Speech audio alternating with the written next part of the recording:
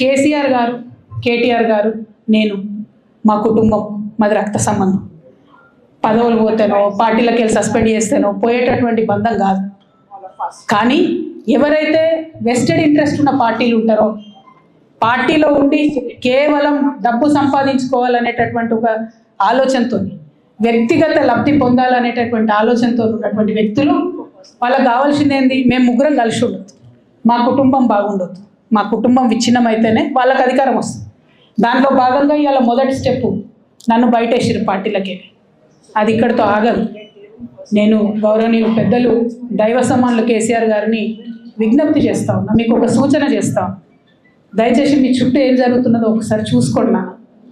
నన్ను ఇవాళ బయట పంపొచ్చు, నేను మీలాగా స్ట్రేట్ ఫార్వర్డ్ ఉంటా, నిజాలు మాట్లాడతా. నేను ఉద్యమం నేపథ్యం నుండి వచ్చిన కాబట్టి నాగ్గా, ఉన్నది లేనట్టుగా, లేనిది ఉన్నట్టుగా, మోసం చేయాలని చెప్పో ఇంకోటి చేయాలని చెప్పో మాట్లాడను. స్ట్రేట్ ఫార్వర్డ్ ఇష్యూస్ మాట్లాడతా కాబట్టి నన్ను ఇలా బలి చేసి పర్వాలేదు. కానీ రేపటి నాడు ఇదే ప్రమాదం రామన్నకు కూడా పొంచుంది, రేపటి నాడు ఇదే ప్రమాదం మీకు కూడా పొంచుంది. అల్టిమేట్గా బీఆర్ఎస్ పార్టీని హస్తగతం చేసుకోవడానికి జరుగుతున్నటువంటి కుట్రలో భాగంగానే ఇవాళ నన్ను ఎలిమినేట్ చేయడం జరిగింది.